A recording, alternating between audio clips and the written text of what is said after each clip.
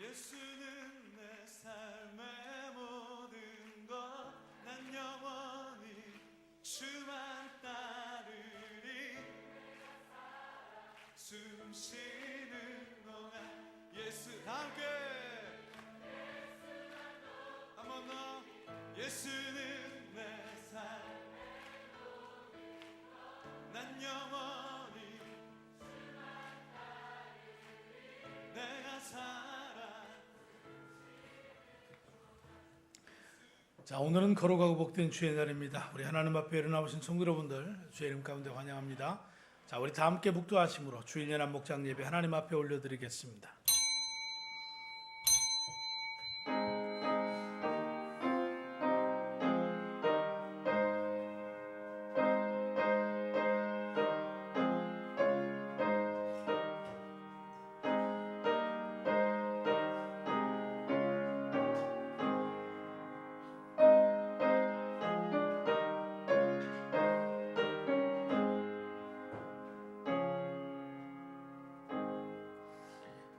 하나님은 영이시니 예배하는 자가 신령과 진정으로 예배할지니라. 아멘. 자, 교회 소식 말씀드리겠습니다. 3월에 있는 예수 영접 모임을 위해서 기도해 주시기 바랍니다. 세례시경 오늘 2부 예배 시간이 있었습니다. 3월 10일 임직 예배 있습니다. 고난주간 세겹줄 기도회 기도로 준비하시기 바랍니다. 3월 1일 임직자 교육이 있고요. 삼공부가 어제부터 개강했습니다. 오늘 점심은 우리 선교원금으로 식사 드려졌습니다. 교회를 위해서 더 많이 기도해 주시고 협력해 주시기를 부탁을 드리겠습니다. 자, 우리 다 함께 자리에서 일어나셔서 우리 찬송하며 나아가겠습니다.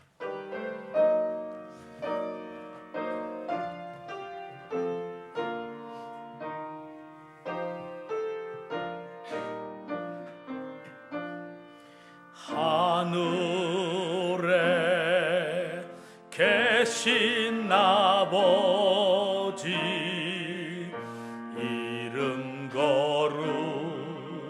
거룩하사 주님 나라 임하시고 뜻이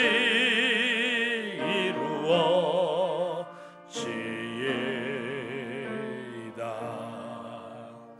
일용할 양식 주시고 우리들의 큰 죄 다 용서하옵시며 또 시험에 들게 마시고 악에서 구원하소서. 대개 주의 나라 주의 권세 주의 영광 영원히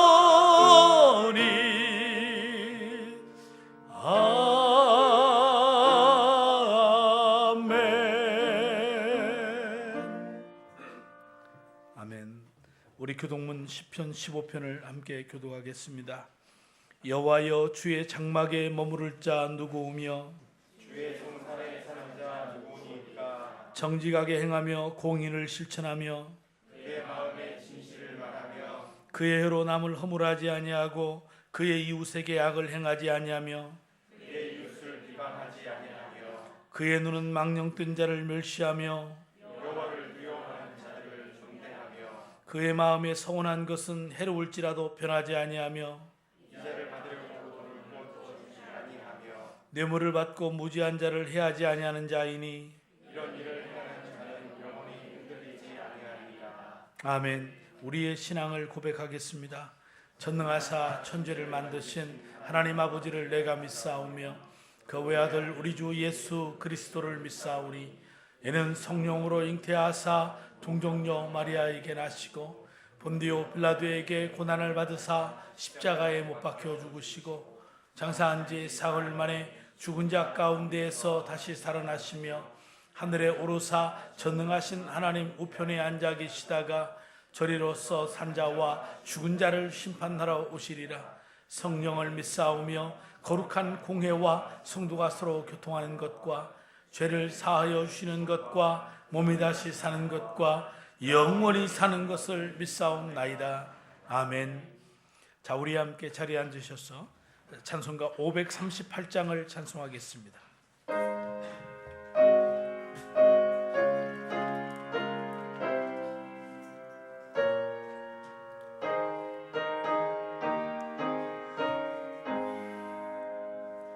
죄짐을 지고서 고나거든 내 마음속에 주 영접하며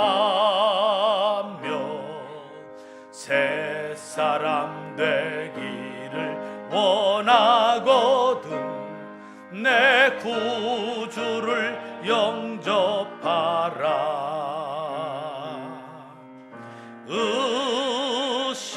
의심을 다 버리고 구주를 영접하라. 맘 문 다 열어놓고 내 구주를 영접하라. 정결케 되기를 원하거든 내 마음속에 주 영접하며 생명수 마시기 원하거든 내 구주를 영접하라.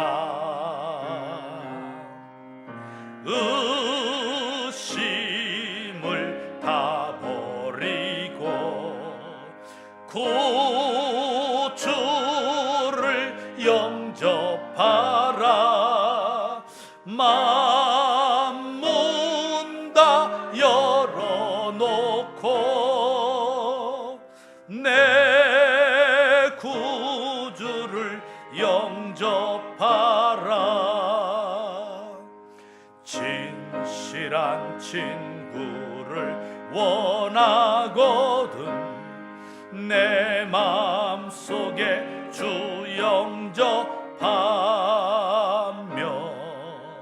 내 맘의 평안을 원하거든 내 구주를 영접하라.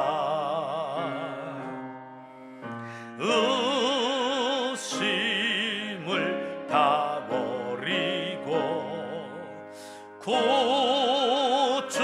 구주를 영접하라.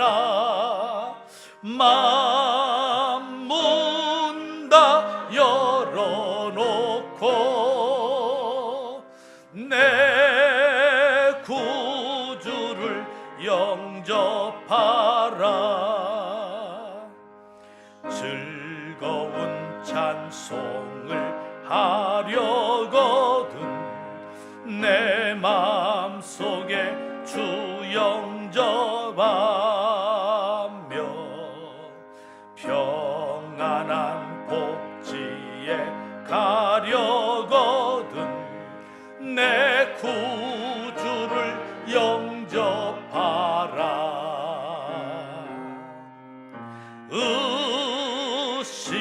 의심을 다 버리고 구주를 영접하라. 맘 문 다 열어놓고 내 구주를 영접하라. 아멘. 우리 한 주간의 삶을 주님 앞에 올려드리며 함께 통성으로 기도하며 나아가겠습니다. 하나님이 우리에게 베푸셨던 놀라운 은혜를 인하여 감사하고 연약하여 죄 가운데 넘어졌다면 주여 우리의 죄를 사해달라고 하나님께 기도하십시다. 미쁘시고 의로우신 우리 주님이 우리를 모든 불의 가운데에서 깨끗이 하심을 믿습니다. 예일의 공동체를 위해서 기도하사 매월 있는 예수 영접 모임 통하여 날마다 세례받고 주님 제자 되어 나아가는 놀라운 축복의 역사가 끊임없이 일어나도록 위해서 기도해 주시고 3월 12일 임직예배 통하여 세움받는 일꾼들을 통하여 하나님의 교회가 왕성하게 말씀이 일어나고 전도가 되어지는 축복이 있기를 해달라고 기도했으면 좋겠습니다. 각자의 모든 삶 주님 앞에 올려드리며 함께 기도하며 나아가겠습니다.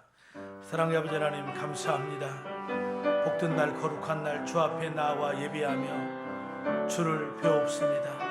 우리의 예배 가운데 임하시고 우리가 드리는 찬양과 우리가 드리는 경배를 받아 주시옵소서. 주님 홀로 영광을 받으시기에 합당하신 분이심을 믿습니다. 한 주간에 우리의 삶을 주 앞에 올려드릴 때 주께서 우리의 삶을 받으시고 주가 행하셨던 그 놀라운 은혜와 그 일들을 인하여 주님을 찬양할 때에 오늘 또 이 감사의 고백을 받아주심을 믿습니다. 혹 연약하여 범죄했다면 주여 우리의 죄악을 사하시고 미쁘시고 의로우시고 우리를 모든 불의 가운데서 깨끗게 하시는 주님의 그 용서함을 경험할 수 있는 귀한 시간 되게 하여 주옵소서. 그래서 다시는 죄의 자리에 매이지 아니하고 죄에 멍해지지 아니하고 주의 거룩한 백성의 삶을 살아갈 수 있는 은총을 베풀어 주시옵소서. 우리의 일의 공동체를 향한 하나님의 놀라운 뜻이 이루어지기를 원합니다. 성경적인 그 교회의 회복과 교회의 존재 목적인 영혼을 구원하여 지삼는 위대한 사역들을 믿음 가운데 잘 감당할 수 있도록 주여 축복하시옵소서. 뿐만 아니고 우리 아버지 하나님 앞에 간절히 구합니다. 아버지 하나님이여 다음 주에 있는 또한 3월의 예수영전 모임 그리고 아버지 하나님이여 3월의 임직예배 우리 하나님 축복하여 주시옵시고 하나님 이 모든 일들을 통하여 우리 살아계신 하나님께 영광을 돌릴 뿐 아니고 주의 몸된 교회가 왕성하게 말씀 가운데 흥왕하고 영혼이 구원되어지는 축복의 역사가 있게 해주심을 믿습니다. 사랑하는 우리 예일의 공동체의 모든 성도들 하나님 저들의 삶을 살피시옵소서. 아침부터 저녁까지의 출입을 지키시고 보호하시고 사업장과 직장과 일터를 축복해 주시고 새학기에 우리의 자녀들의 모든 인생의 앞길을 우리 하나님이 열어가 주시기를 원합니다. 해외에 혹은 군무에 하나님 출타 중인 우리의 모든 성도들의 삶을 지키사 어느 곳에 있든지 주님 앞에 예배하는 자의 삶을 살아갈 수 있는 은혜가 있기를 원합니다. 사모했던 그 말씀 앞에 엎드려 싸우니 우리에게 말씀해 주시고 이 말씀 인하여 삶의 놀라운 변화와 병든 연약한 자 고침받고 환난과 시험 당한 자 말씀으로 말미암아 다시금 일어설 수 있는 귀한 은총의 시간이 되게 하여 주시옵소서.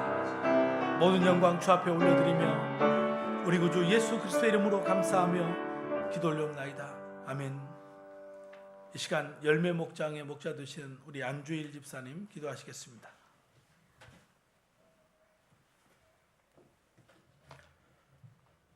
사랑과 은혜가 많으신 하나님 아버지, 찬양과 감사와 영광을 올려드립니다. 저에게 거룩한 주일을 허락하시고 주님 앞에 나와 예배하게 하심을 감사드립니다. 감히 주님 앞에 설 수 없는 죄인들이 오나 독생자 예수님의 보혈의 피로 우리를 죄에서 구원해 주신 하나님의 은혜에 감사드립니다. 주님의 은혜를 힘입고 주님 전에 나왔사오니 크신 축복과 사랑으로 함께하여 주옵소서.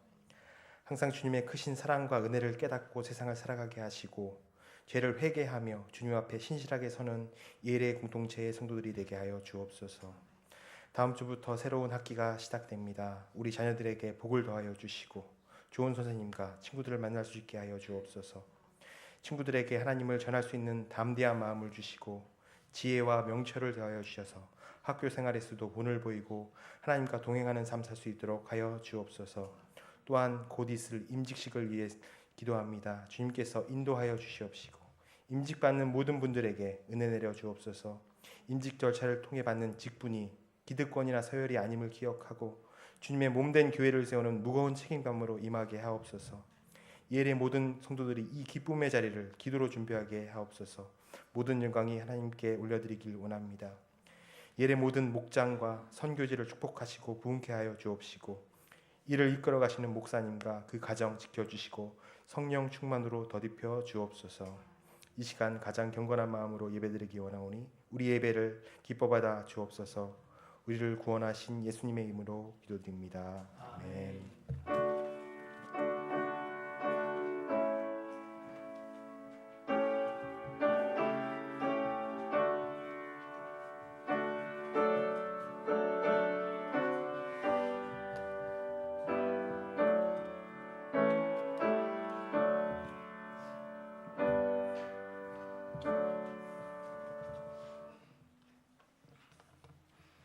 내 주보를 가져간 것 같은데요. 자, 우리 이 시간 함께 봉독할 하나님의 말씀은 로마서 3장 25절로 31절의 말씀입니다. 자, 교회에 처음 방문하신 분들을 위해서 예배 시간에는 우리 표준 서명 성경을 사용하고 있습니다. 로마서 3장 25절로 31절의 말씀. 자, 우리 함께 한 목소리로 우리 봉독하도록 하겠습니다. 하나님께서 이 예수를 사람에게 속죄제물로 주셨습니다. 누구든지 그 피를 믿으면 속죄함을 받습니다. 하나님께서 이렇게 하신 것은 사람들이 이제까지 지은 죄를 너그럽게 보아주심으로 자기의 의를 나타내시려는 것입니다. 하나님께서 길이 참으시는 가운데 지금 이때에 자기의 의를 나타내신 것은 하나님께서는 의로우신 분이시라는 것과 예수를 믿는 사람은 누구나 의롭게 하여 주신다라는 것을 나타내시려는 것입니다. 그렇다면 사람이 자랑할 것이 어디에 있습니까? 전혀 없습니다. 어떠한 법으로 의롭게 됩니까? 행위의 법으로 됩니까? 아닙니다. 믿음의 법으로 됩니다. 사람은 율법의 행위와는 상관없이 믿음으로 의롭게 하여 주심을 받는다고 우리는 생각합니다. 하나님은 유대 사람만이 하나님이십니까? 이방 사람의 하나님도 되시는 분이 아닙니까? 그렇습니다. 이방 사람의 하나님도 되십니다. 참으로 하나님은 오직 한 분뿐이십니다. 그러므로 하나님은 할례를 받은 사람도 믿음으로 의롭게 하여 주시고 할례를 받지 않는 사람도 믿음으로 의롭게 하여 주십니다. 그러면 우리가 믿음으로 율법을 피합니까? 그럴 수 없습니다. 도리어 율법을 굳게 세웁니다. 아멘. 우리 찬송가 546장을 우리 찬송하실 때 1절과 4절만 우리 찬송하도록 그렇게 하겠습니다.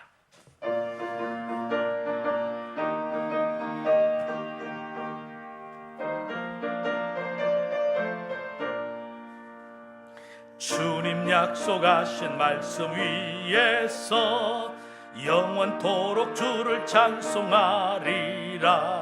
소리 높여 주께 영광 돌리며 약속 믿고 굳게 서리라. 굳게 서리 영원하신 말씀 위에 굳게 서리. 굳게 서리 그 말씀 위에 굳게 서리라. 주님 약속하신 말씀 위에서 성령 인도하는 대로 행하며 주님 품에 항상 얻으며 약속 믿고 굳게 서리라. 굳게 서리 영원하신 말씀 위에 굳게 서리. 굳게 서리 그 말씀 위에 굳게 서리라. 하나님 아버지 감사합니다. 오늘도 거룩하고 복된 날 살아계신 전능의 그 능력의 하나님 앞에 나와 예배하며 주께 엎드리게 하시니 감사합니다. 이 시간도 엎드려 예배하는 우리의 성도들 주께서 복의 복을 더하시고 은혜 위에 은혜를 더하사 저들의 사업장과 직장과 일터를 축복하시옵소서. 우리 자녀들의 새 학기를 활짝 열어 주시옵소서. 귀한 예물 드려사오니 받아주시고 주님의 나라와 그 영광을 위해서 귀하게 쓰여지는 예물 되게 하옵소서. 특별히 간구합니다. 믿음으로 모든 환난과 어려움들을 뛰어넘게 하시고 질병과 고난과 고통 가운데 승리하게 하옵소서. 주의 온전하심을 경험할 수 있는 은혜가 있기를 원합니다. 오늘 또 사모했던 그 말씀 앞에 엎드려서 하나님의 말씀을 듣기를 원할 때 주께서 우리에게 말씀하여 주시고 이 말씀 인하여 세상에서 환난을 당하나 담대하게 하시고 이 말씀 인하여 우리를 거룩하게 하며 이 말씀을 인하여 모든 것들을 이겨나갈 수 있는 은혜가 되게 하옵소서. 예수님의 이름으로 감사하며 기도 올리옵나이다. 아멘. 자, 봉독해드렸던 오늘의 이 본문의 말씀을 중심으로 이제 오직 믿음의 법으로만 됩니다. 이 제목 가지고 함께 말씀을 나누도록 하겠습니다. 유명한 그 전도자요 설교가인 찰스 스펄전 목사님은 믿음을 이렇게 묘사를 했습니다.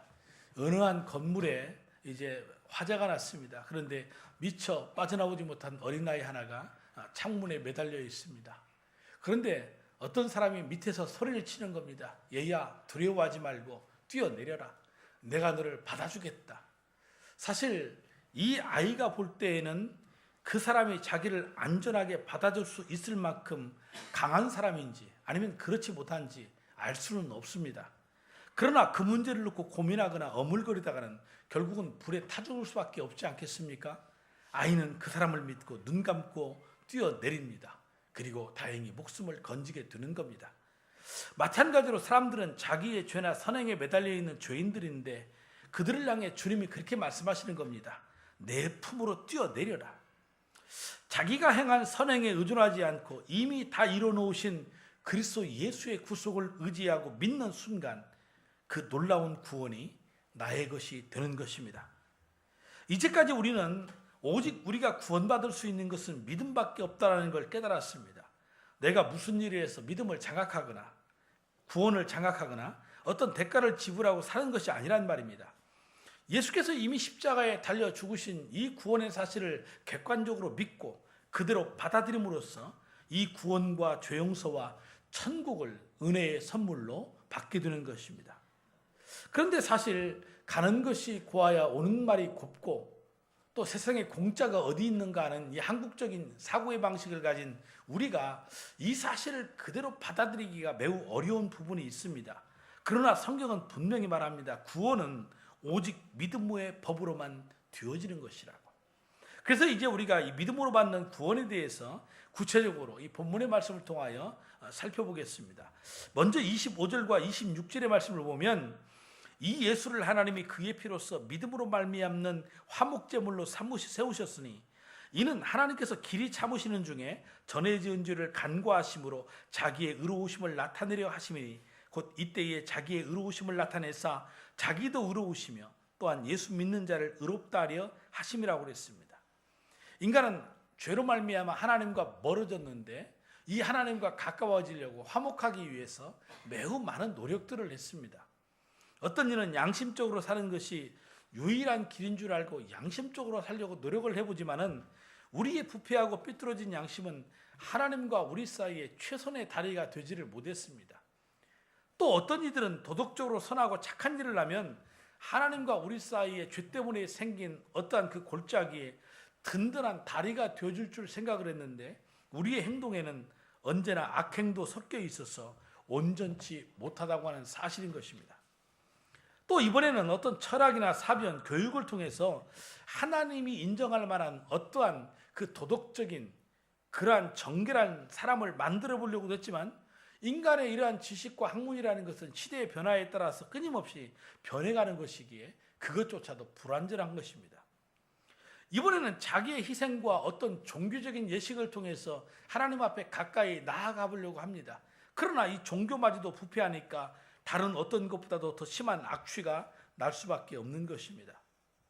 또 하나님과 상당히 가깝게 지내던 유대인들은 하나님과 우리 사이에 이 화목을 위해서는 피밖에 없다라는 걸 깨닫습니다.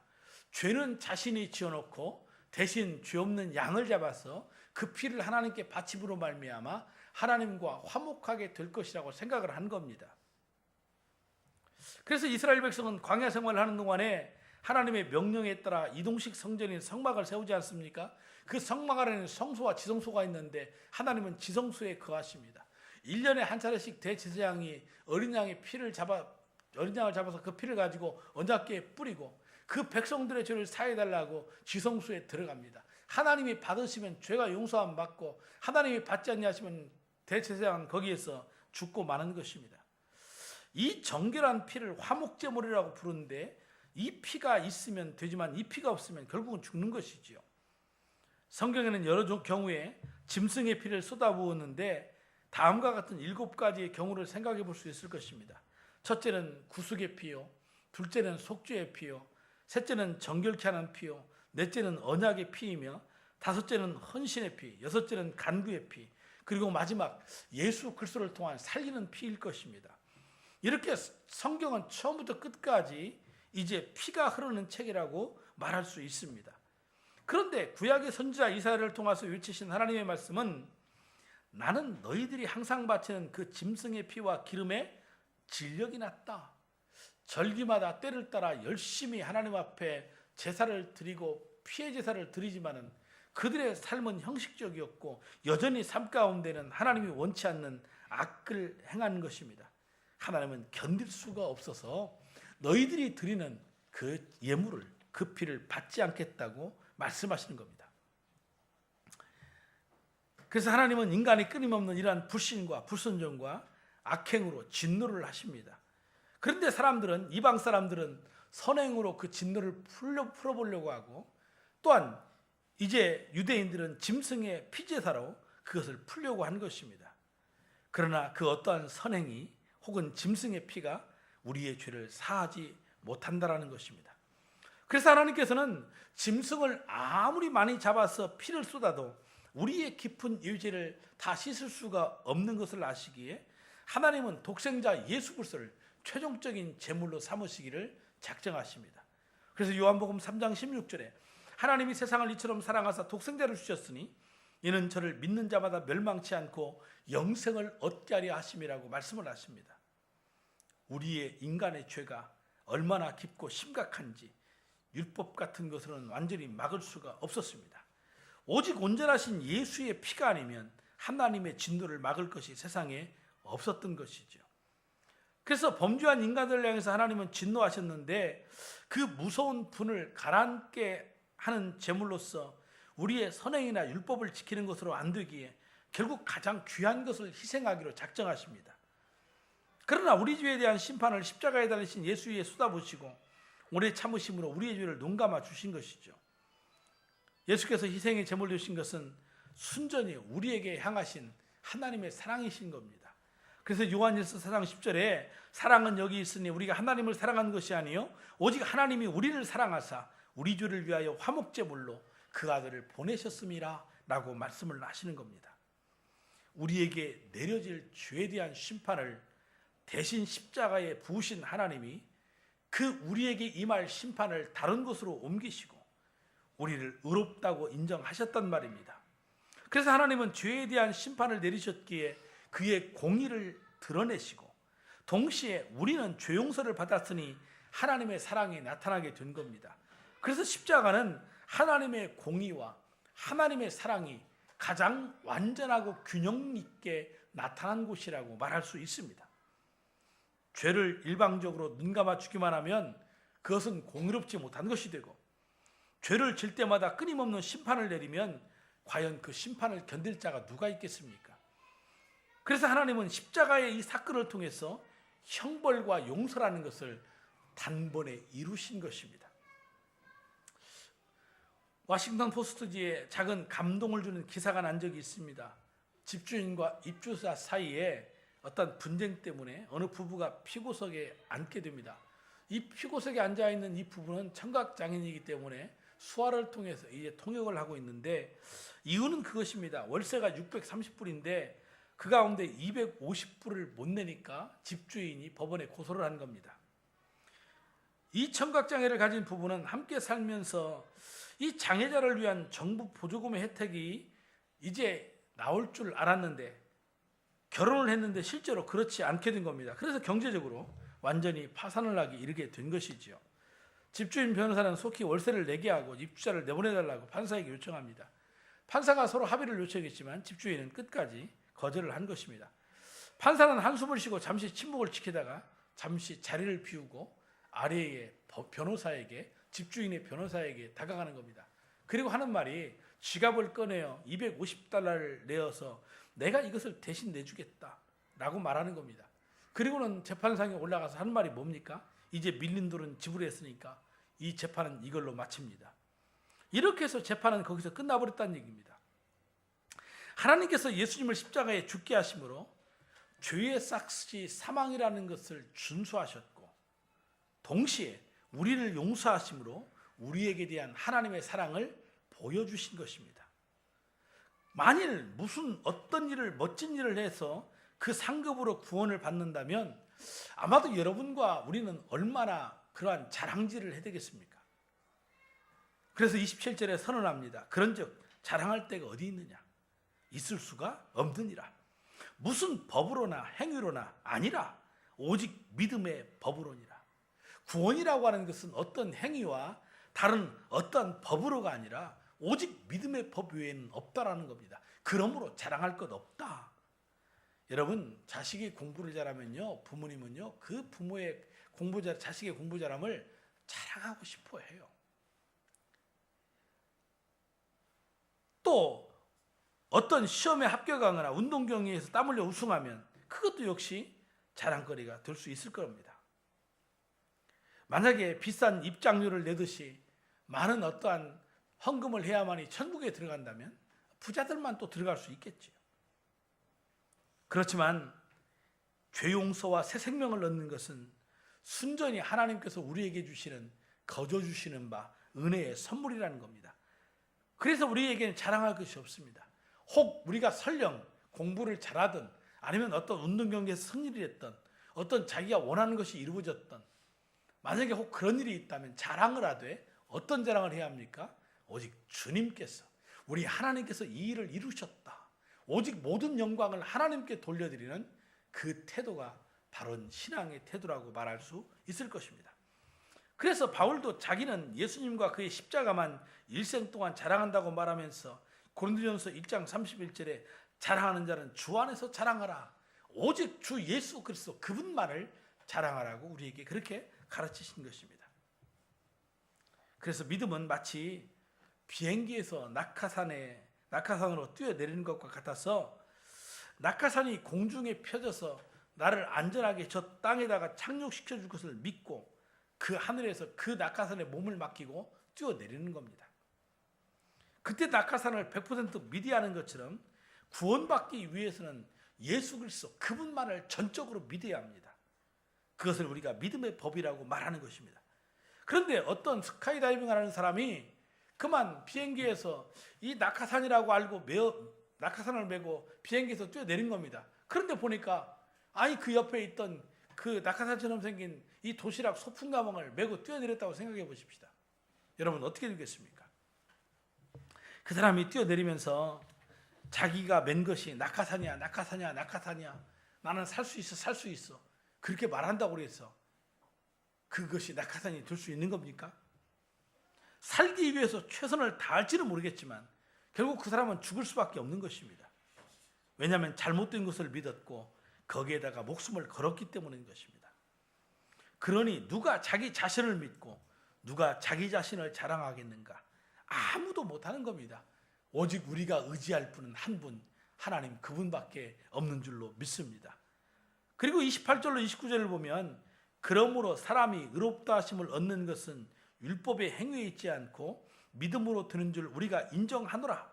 하나님은 다만 유대인의 하나님이시냐? 또한 이방인의 하나님은 아니시냐? 진실로 이방인의 하나님도 되시느니라.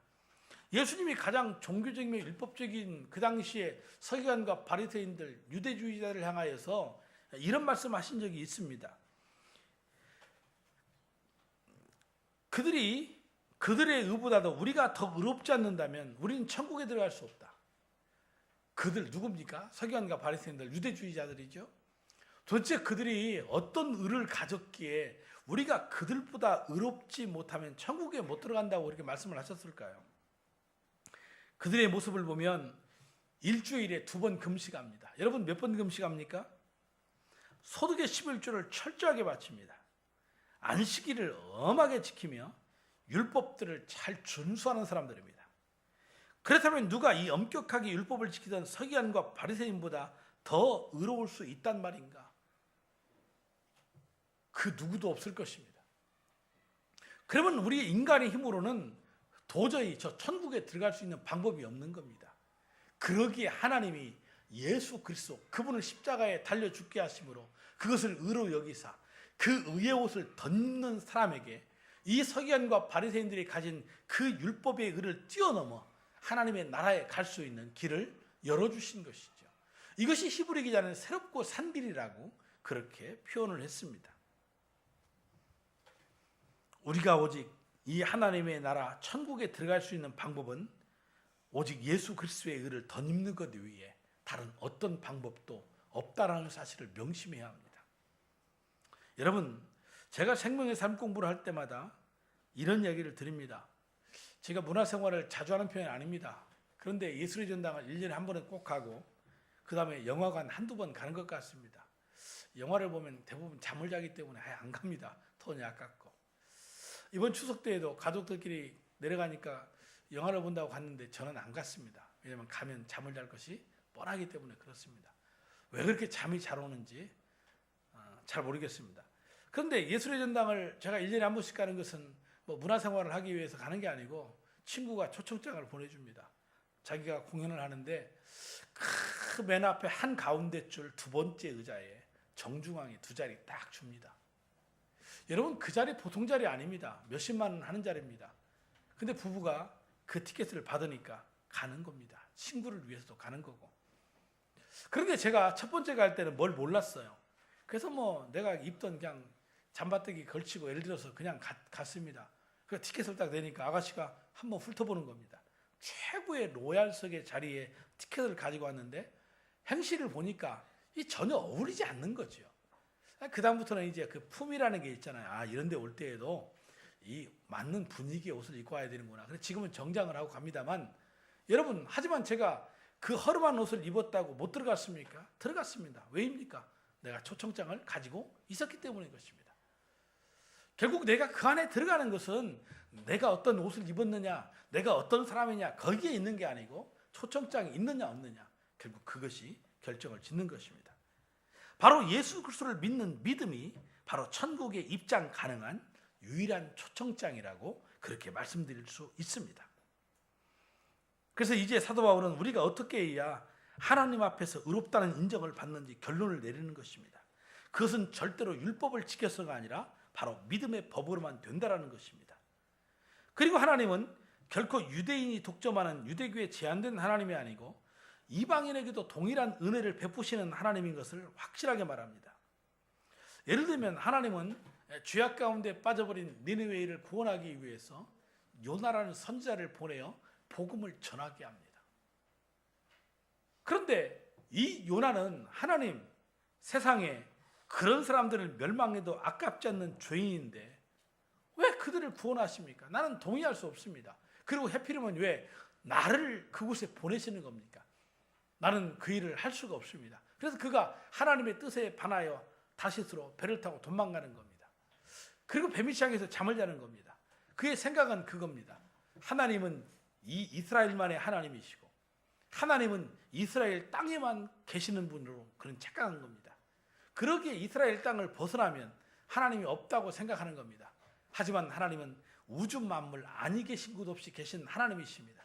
그러기에 그 잠자는 요나를 추적하여 그를 깨우시고 결국 니느웨로 보내어서 하나님의 복음의 말씀을 전하게 하는 겁니다.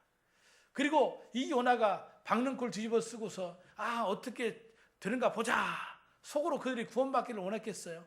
하나님이 하라 하니까 외치기는 외쳤지만 아마도 그 성에 하나님의 불이 내려서 다 멸해버렸으면 좋았을 것이라고 생각했을지도 모릅니다. 그런데 왕으로부터 시작해서 온 어린 생명들까지 심지어 짐승들까지 금식을 하며 하나님께 회개할 때에 하나님이 그 니느웨를 구원하신 사건입니다. 여러분 어쩌면 우리 민족도 하나님을 모르던 민족이었습니다. 미신과 유교와 불교에 찌든 그런 나라였습니다. 그런데 130년 전에 복음이 전파되면서 우리가 그 복음을 믿고 동일한 천국 시민이 되었고 그리고 이제는 하나님의 자녀가 된 겁니다. 이것이 하나님의 그것이 넓은 하나님의 사랑의 마음이 아니겠습니까? 그래서 요한복음 2장 2절에 저는 우리 죄를 위한 화목제물이니 우리만 위할 뿐 아니요 온 세상의 죄를 위함이라. 예수께서 십자가에 죽으신 것은 어느 일부 제한된 특정한 사람만을 구원하기 위한 것이 아니고 이 세상 온 세상을 구원하기 위한 것이라는 겁니다. 거기에 나도 포함되어 있다. 나 같은 죄인도 그 하나님의 은혜로 말미암아 하나님의 당신의 백성 되고 천국 백성 되었다.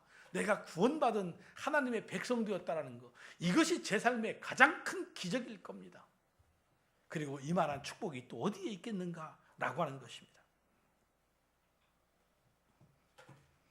그래서 우리가 복음을 전할 때에는 다른 것을 외치지 않습니다. 천국 가기 위해서는 이렇게 해야 됩니다. 교회에 나오려면 이 정도는 돼야 됩니다. 어떤 그런 얘기를 하지 않습니다. 오직 바울이 말한 것처럼 주 예수를 믿으라. 그러면 너와 내 집이 구원을 얻을 것이다. 누구든지 주의 이름을 부르는 자는 구원을 얻는다. 여러분, 로마에 있는 사람들은 이방인입니다. 구약의 말씀에 익숙지 않습니다. 그렇지만 예수 그리스도를 부활하신 구세주로 믿고 그 이름을 부르기만 하면 그들도 구원받을 수 있다는 겁니다. 하나님은 이스라엘만의 하나님이 아니라 바로 이방인의 하나님도 되시는 것입니다. 그래서 30절에 할례자도 믿음으로 말미암아 또한 무할례자도 믿음으로 말미암아 의롭다 하실 하나님은 한 분뿐이시다. 여기서 유대인과 이방인이 동일하게 하나님의 은혜로 구원받는다는 것을 확인하고 있지 않습니까? 할례받은 유대인이나 할례받지 못한 이방인이나 모두가 다 하나님 앞에 의롭다고 인정받는 것은 예수를 믿는 것밖에 다른 것이 없는 것입니다. 하나님이 이것을 의로 여겨주시는 것입니다. 그리고 31절에 그런즉 우리가 믿음으로 말미암아 율법을 파기하느냐? 그럴 수 없느니라. 도리어 율법을 굳게 세우느니라. 여러분, 예수를 믿는 믿음과 율법을 지키는 것은 서로 상충하고 모순되는 것입니까? 믿음으로 사는 것은 율법을 무시하고 사는 것입니까? 아니면 율법을 준수하고 사는 것입니까? 만일 십계명을 지키지 않고 율법을 준수하지 않아도 다만 믿음으로 구원받을 수 있다고 생각하는 것입니까? 바울은 아주 분명하게 그렇지 않다라고 말하고 있습니다. 하나님의 은혜를 믿음으로 의롭게 받는 것은 오히려 율법을 세우는 길이라는 겁니다. 결코 율법을 무시하거나 그 율법을 무효화시키는 것이 아니라는 것입니다. 그 법의 근본적인 목적과 정신을 완성시킨다는 사실인 것입니다. 그래서 예수를 믿었다면 우리는 율법이 의도한 것을 제대로 받아들여야 합니다. 즉 은혜와 믿음의 법은 율법의 법보다도 훨씬 높은 차원의 것입니다. 율법은 억지로 지켜야 하는 것이지만 은혜와 율법이 요구하는 것 이상을 즐거운 마음으로 행하는 것을, 은혜는 율법이 요구하는 것을 그 이상으로 행하는 것임을 말하는 것입니다. 예를 들어 설명해 본다면 간단합니다. 어느 직장인이 이제 회사에 다니며 월급 생활을 합니다. 회사가 정한 규정에 의해서 몇 시까지 출근하고 몇 시에 퇴근하고 얼마 일하고 얼마 쉬고 어떤 기준에 의해서 그 일을 하는 거지요. 그런데 종종 근무 규정이 너무나 까다롭다든지 휴식 시간이 적다든지 월급이 적다고 불평도 합니다. 우리가 다니는 회사는 대우가 다른 회사에 비해서 좋지 않다. 그래서 어떤 노동쟁이도 할 수 있는 것이죠. 그런데 이런 사람이 직장을 다니며 어떤 회사의 규율에 의해서 그냥 수동적으로 어쩔 수 없이 먹고 살아야 되니까, 자식은 키워야 되니까 그냥 참고 회사 생활을 한다. 그게 얼마나 힘들겠어요. 그런데 이 사람이 어떤 계기가 되어 그 회사를 인수하게 되고 자기가 오너가 됩니다. 그러면 상황은 180도 달라집니다. 뭐하러 아침에 8시 반까지 출근하라고 그래? 9시 하는 거 아니야? 그런데 이 사람은 이제 9시까지 출근하는 것을 갖다가 힘들게 생각했는데 8시, 7시가 돼도요 먼저 갑니다. 그리고 6시가 딱 되면 퇴근인데 전에는 시계만 보고 6시 딱 되면 내일 봐요 하고 가버렸는데 이제는 7시, 8시, 저녁 9시, 때로는 10시 그 시간이 돼도 힘들다고 말하거나 불평하지 않고 그 회사의 업무를 보는 겁니다. 그것은 법 때문이 아니라 자기의 것이기 때문에 힘들어도 신나게 일하는 것입니다. 이것이 바로 율법과 은혜의 차이라고 그렇게 말할 수 있는 것입니다. 유아원에서 일하는 선생님들, 어린아이들을 돌보는 것이 직업이기 때문에 열심히 돌봅니다. 그런데 아이들 가운데는 성격이 까다로운 아이들이 있어서 때로는 화도 나고 미운 생각이 들기도 합니다. 그런데 그렇게 힘들게 하루를 보내다가 이제 그 부모님이 까다롭게 구는 그 아이의 부모님이 이 아이를 데려가면 그것으로 끝나는 겁니다. 이 아이가 부모의 품으로 돌아가는 후에는 더 이상 걱정할 필요가 전혀 없단 말입니다. 그렇지만 자기 아이, 자기의 자식에 대해서는 상황이 또 달라지는 겁니다.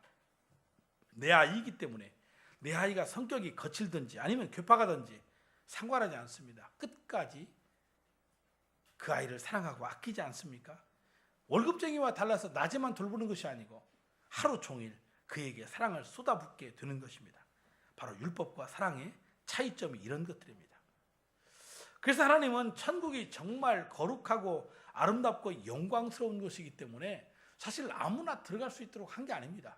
죄 있는 사람은 들어갈 수 없다. 그렇게 하나님의 법을 정했어요. 어쩌면 율법의 기능이 바로 그거예요. 지난주에 말씀드린 것처럼 율법을 통하여 아하, 우리가 죄인이구나. 그렇기 때문에 우리가 하나님 나라에 들어갈 수 없구나, 이 사실을 깨닫는 거지요. 그러기에 그 죄로 말미암아 죽어가는 인생이 우리의 죄를 사해 줄 그 메시아 예수 그리스도, 그분을 고대하는 거 아닙니까? 그것이 율법 구약의 정신입니다. 오실 예수 그리스도, 우리를 완전히 구원하실 예수 그리스도, 그분을 바라보는 것이 구약 아닙니까? 그런데 예수님이 이 땅에 딱 오신 겁니다. 그래서 새로운 시작이 된 겁니다. 이걸 우리가 신약이라고 말하는 겁니다. 인간은 모든 사람이 죄를 범하였으면 하나님의 영광에 들어갈 수 없습니다. 그래서 홀이라도 죄를 다 갚기 전에는 심판에서 나올 수가 없고, 물과 피로 거듭나지 않으면 천국에 들어갈 수가 없다라고 그렇게 제안을 하신 겁니다. 그래서 죄 용서와 구원과 천국은 인간의 어떤 노력에 의해서 드는 것이 아니고 순전히 하나님의 은혜를 믿음으로만 가능하도록 하셨다는 겁니다. 그래서 하나님은 예수 그리스도의 이름 외에 천하 인간의 구원을 얻을 만한 다른 이름을 우리에게 주신 적이 없다고 분명하게 선언을 하십니다. 이 놀랍고 큰 구원을 받는데 만일 여러 가지를 요구하신다면 어쩌면 우리는 불가능할지도 모릅니다. 신앙생활 한 30년 예수 믿어야 천국 갈 수 있는 자격을 준다. 또 그뿐이 아니라 성경은 한 100독을 해야 된다. 또 그뿐이 아니고 헌금은 몇 억 정도는 해야 된다. 이런 자격을 가지고 하나님의 나라에 갈 수 있는 사람 얼마나 되겠습니까? 그러기에 자격으로는 안 되는 겁니다. 오직 하나님의 구원의 은혜는 선물인 것입니다. 믿음으로 받아들이기만 하면 되는 겁니다. 이것이 바로 믿음의 법이라고 말씀드릴 수 있습니다. 여러분, 이 은혜가 거저 주시는 것이기에 아무것도 가지지 못한 우리가 빈손 들고 그 주님 앞에 나아올 수 있는 거 아닙니까? 이거 얼마나 감사한 일입니까? 오랫동안 마음에서 지울 수 없는 죄책감과 불안, 그리고 답답함에서 해방되어 항상 나에게 애단치시는 무성무동으로 생각했던 하나님을 이제는 사랑의 아빠 하나님으로 부르면서 그 하나님에게 나아갈 수 있는 것, 이거 하나님의 자녀됨의 특권이라고 하는 것은 이 세상의 가장 위대한 축복이라고 저는 생각을 합니다. 그런 축복을 내가 받은 겁니다. 우리가 받은 겁니다. 어떤 행위와 어떤 행실에 의해서가 아니라 오직 믿음의 법으로만 되는 것입니다. 그러므로 여러분, 신앙생활할 때에 다른 어떠한 세상의 법이나 율법의 법이나 다른 어떠한 인간의 공로를 내세우지 마십시오. 오직 사랑의 은혜, 그것만을 경험하십시오. 그것만을 붙잡으시고 그것만을 믿으십시오. 그 믿음의 법만이 우리를 구원한다는 사실인 것입니다. 하나님의 교회를, 하나님을 여러분들이 뭐 봐주는 것처럼 내가 교회를 섬김으로 교회를 내가 도와준다. 하나님은 거지가 아니십니다. 부족한 분이 없으시고 모든 것에 완전한 충족하신 분이십니다. 그런데 뭘 도와준다는 말입니까? 신앙생활은 하나님을 불쌍히 여기서 도와주는 것이 아니고 교회를 업신여기 가엾게 여기는 것이 아닌 것입니다. 그 구속하심의 은혜, 믿음의 법으로 말미암아 거저 주신 바 그 은혜 속에서 내가 감사해서 그 하나님의 일을 감당할 때 그 일이 힘들어도 힘들지 않은 것이고 오히려 기쁨이 우리에게 넘치게 드는 것입니다. 그러므로 사랑하는 성도 여러분, 하나님 앞에서 오직 믿음의 법으로 사십시오. 다른 길 없습니다. 오직 예수 그리스도, 그분이 우리의 믿음의 법인 줄로 믿습니다. 하나님 아버지 감사합니다. 다른 것으로는 되지 않아요. 오직 예수 그리스도를 믿는 믿음의 법으로만 우리가 하나님의 자녀 되어 천국 가는 백성 되는 줄로 믿습니다. 이제 더 이상의 어떤 공로신앙, 나의 행위와 어떤 자랑들, 이런 것들을 버리게 도와주시고 오직 주님만을 믿음으로 바라며 그 주님으로 말미암아 하나님 정말 기쁨과 감격의 믿음의 신앙생활 잘 할 수 있도록 주여 축복하여 주시옵소서. 예수님의 이름으로 감사하며 기도 올려옵나이다. 아멘. 자, 우리 다 함께 자리에서 일어나셔서 우리 앞집 사람 보시고 한번 인사하십시다. 오직 믿음의 법입니다. 오직 믿음의 법입니다. 예, 감사합니다. 우리 찬송하며 나아가겠습니다.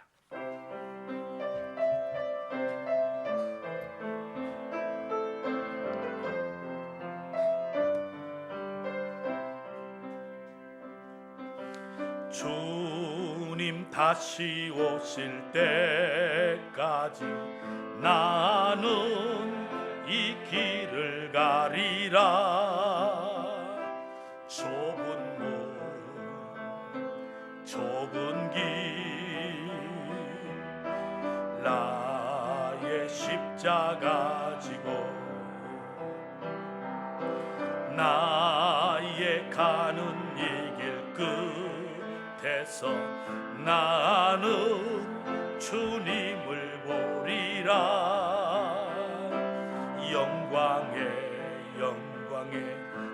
주님 나를 맞아주시리. 주님 다시 오실 때까지 나는 일어나 달려가리라. 주의 영광 온 땅 덮을 때